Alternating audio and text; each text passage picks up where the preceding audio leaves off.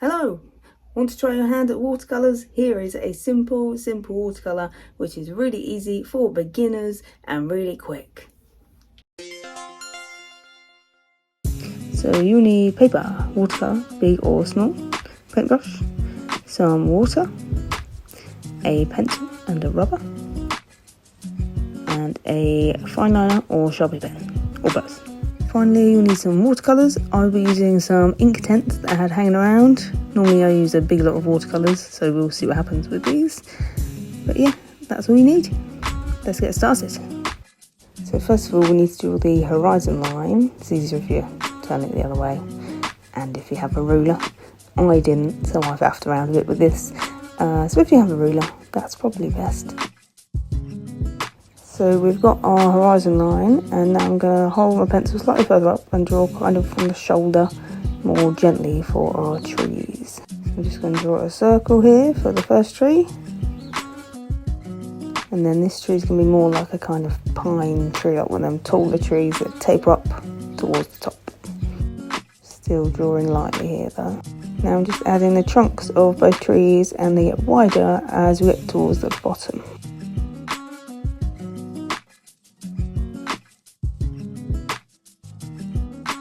And at this point I decided to add a tree in the middle as well, because it's slightly unplanned, so I thought I'd add a crookedy, roundy shaped tree here as well. Now I'm just dotting a few birds in the sky, very simple birds to add to the background. Now we've added to the background of the sky, we need to add to the background of the bottom of the grass. So we need to add a few little lines of little blades of grass here and there. So now we have our very basic and stylised landscape. We are just going to outline everything with our fine liner pen, and I mean everything, even the birds and the blades of grass. And then once we've done that, we are going to erase the pencil.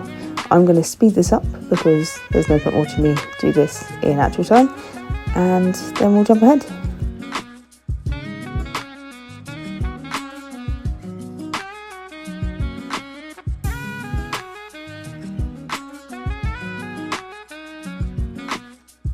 So if you want to sign your work, you can either do it now like I'm doing, or you can wait till you've watercoloured and it's all dry and then do it after that. Now I decided to add in some clouds here. It wasn't in a plan. I don't really have a plan when I draw. I just decide what to do in the moment.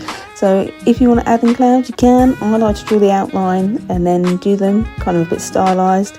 But you can also just, when you watercolour, just leave the white areas and do it like that. That's how most people do it, to be honest, to just leave the white areas.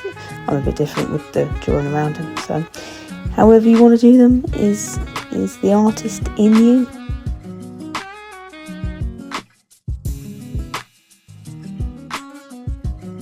Okay, so now we are going to watercolour. So we're going to start with the sky first. So whatever colours you have, pick the lightest blue and test it first. I always have an extra bit of paper to test my colours on, because you don't want to put a big colour down and it will be completely the wrong colour, so I suggest that as well. And I'm not great at mixing colours, I just mix colours and see what happens. Like this colour was not the right colour for the sky at all, so I suggest if you're the same, you just try colours, see what happens, and then test them on a bit of paper. If they don't work, they don't work, try another colour, because I do not know a ton about mixing colours. It's not my thing. I just mix and match and see what happens. Here we go, I got the right colour in the end. The one thing I do know is that you never use white to make a colour lighter, always just add more water. That's one thing I do know. So let's do sky here, now blue.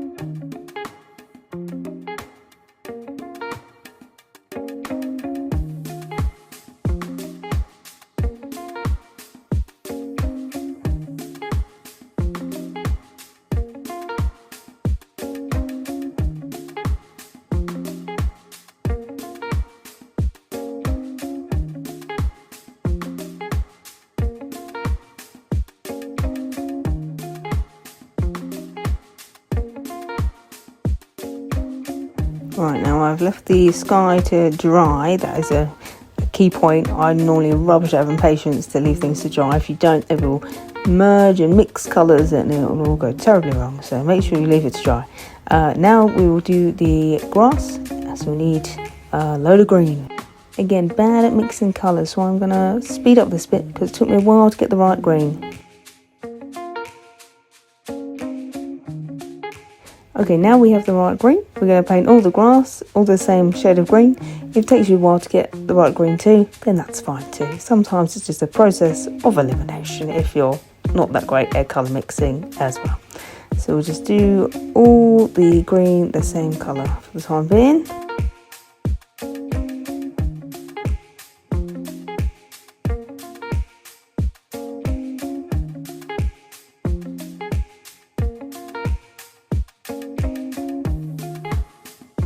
Now, whilst it's still wet, I'm going to add in the first colour that I mixed that went wrong, which was the original blue for the sky, which turned out to be green. And it's a darker green, so I'm going to add that in as some shadows for the grass.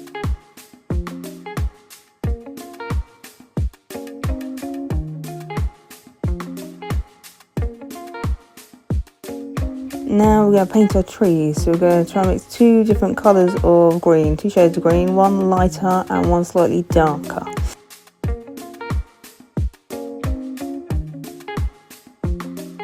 And now I'm just going to test them on an extra bit of paper just to make sure what colour they are.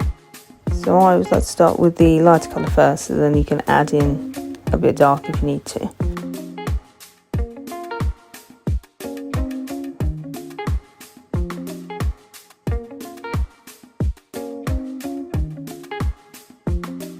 With the middle tree, I started off a bit lighter and then I added a little bit of darker green to it whilst it's still wet to give it a bit of shadow as it goes along.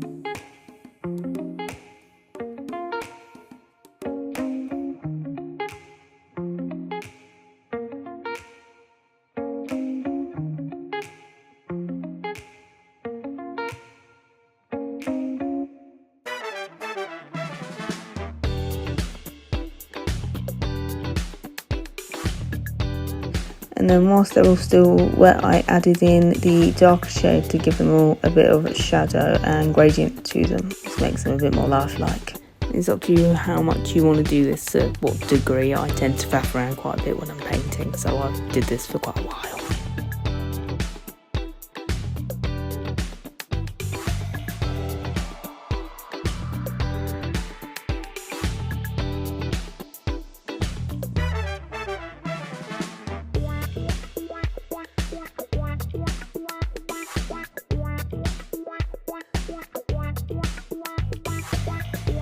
I've decided to make a darker green for the grass now because I thought it was a bit too muted all over the background, and I'm going to add that to the bottom in horizontally lines.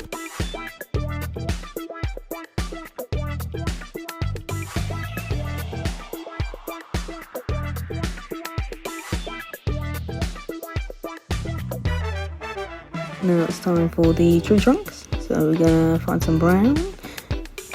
Here I accidentally mixed purple because it looked like brown, but I find the brown in the end. And it turns out that light brown and purple make dark brown, so that's what I mean about mixing and matching the colours and finding out what works. And remember to test before you put it on the paper because it could go very badly wrong and ruin everything. That has happened before to me on multiple occasions. So I'm just making sure the trees are dry here because otherwise it will all merge into each other and again ruin it. So make sure it's touch dry. If it feels dry to touch, then you are safe to go. Mine wasn't quite dry yet, so I had to wait, and I've come back and I'm checking it again just in case.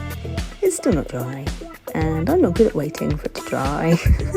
If you don't like waiting for it to dry either, you can use a hairdryer on a very low setting for a minute or so till you feel it's dry. I would have done this, but I didn't want to wake up my fluffy person. Yay, it's dry, finally. So we can paint our trees now with the brown that we mixed. So we've got a medium or lightish brown, and we're going to cover most of the trunk in that.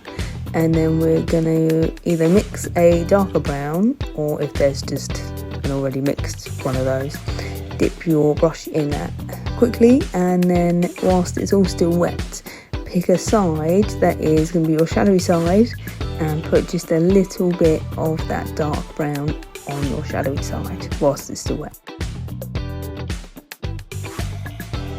And then it will blend together a little bit and it will look quite nice.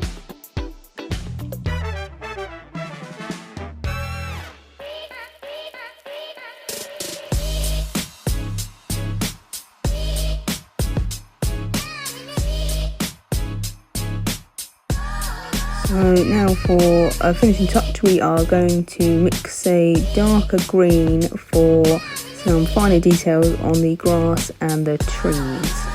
Now for this, you want your brush to be completely dry before you dip it in your paint, and also you want your painting to be completely dry as well. And we're just going to do little brush strokes of grass around the pen lines, and then gradually dot them all over the grass, kind of symmetrically or not, it's up to you. And it will kind of fill the area and it'll make it look a lot better, I think. It's up to you if you want to do a lot or a little, you are the artist. And then with the same grain, we're just going to give the trees a few dots and lines as well to give it a bit more life and personality.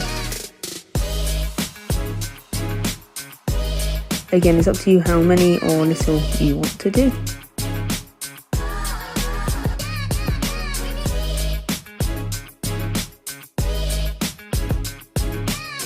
So this is our finished artwork. You can use a Sharpie if you want to outline the trees and the trunks and the horizon line if you want. I wouldn't probably outline anything else, I'd leave it how it is. But I quite like it how it is, so I'm not going to do that. I like it with a fine liner, I think. But if you want to, that would make it pop even more, maybe look even more stylised if you want to. But yeah, this is our artwork. I quite like it, I think. But yeah, this is a super duper beginner's artwork. I hope you liked it. If you did, please subscribe and like and share your artwork with me as well. I'd love to see your version of it. I'm on TikTok and Instagram and Facebook, and I hope to see you in the next video.